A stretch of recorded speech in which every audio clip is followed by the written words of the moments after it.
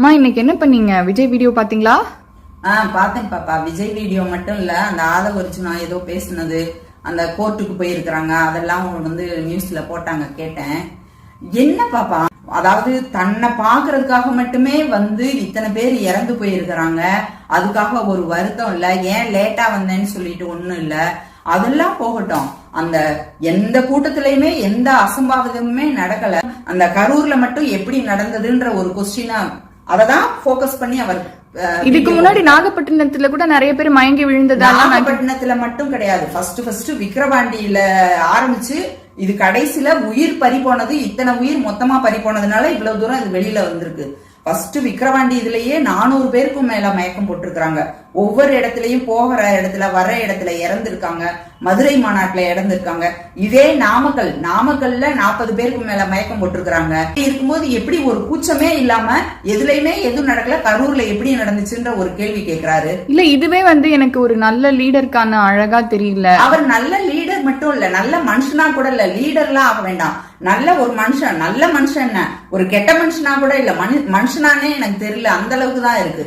எப்படி, அதாவது தன்னை பார்க்க வந்திருக்காங்க, ஒரு குழந்தைய காணான்னு சொல்றாங்க, குழந்தைய காணா கண்டுபிடிச்சு கொடுத்துருங்கப்பா அப்படின்னு சொல்லிட்டு அடுத்த நிமிஷமே நீ பேச்ச முடிச்சுட்டு போறேன்னா நீ என்ன மாதிரி ஒரு மனநிலையில இருக்கிற?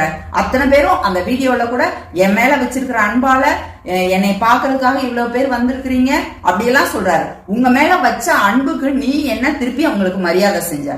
அதான் 20 லட்சம் ரூபாய் கொடுத்திருக்காரு. அந்த 20 லட்சம் ரூபாய் வச்சு நாக்கா வலிக்க முடியும்? அந்த குழந்தைய வச்சுக்கிட்டு அந்த ஆள் கதர்னாரே, அந்த இதுக்கெல்லாம் ஈடா என்னத்தை கொடுத்து இது பண்ண முடியும்? அந்த குழந்தைய இன்னொரு குழந்தை பெத்துக்க முடியும், ஒரு கல்யாணம் பண்ணிக்க முடியும், ஆனா அந்த போனதை திருப்பி கொண்டு வந்துட முடியுமா? எத்தனை லட்சம் ஆனாலும்.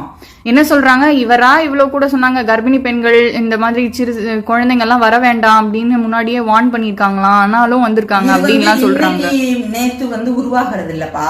என்ன நீங்க கேக்குறது புரியுது, அவங்க சொல்றது கூட நாங்க வேணான்னு தான் சொன்னோம். அதாவது இந்த வேணானா வேணும்னு அர்த்தம் அப்படின்ற மாதிரியான ஒரு பேச்சு தான் இது. அது இவர் படத்துல நடிச்சார் இல்லையா, இப்ப எம்ஜிஆரை பார்த்து அவர் மாதிரி நான் ஒரு தலைவன் ஆகணும், நான் வந்து முதலமைச்சர் ஆகணுங்கிறாருல. எம்ஜிஆர் எந்த இடத்துலயாவது தன்னோட தொண்டரை எங்கேயாவது பார்த்ததுமே போய் கட்டி பிடிச்சுக்குவார், குழந்தைங்களை தூக்கிக்குவாரு, தன்னோட படத்துல எல்லாம் அடுத்தவங்களுக்கு உதவி செய்யற மாதிரி அந்த மாதிரி தான் இருப்பார். அப்ப அவங்களோட தொண்டர் ஃபாலோ பண்றவங்க படத்தை நிஜம்னு நம்புறதுனால அப்ப நம்ம தலைவர்கிட்ட இப்படி ஒரு அன்பா மரியாதையா இருக்கணும், அம்மா அப்பா கிட்ட இப்படி இருக்கணும், பிள்ளைங்களை இப்படி பாத்துக்கணும்னு இருக்கும். நீ என்ன மாதிரியான ஒரு சூழலை ஃபர்ஸ்ட் உருவாக்கி இருக்க?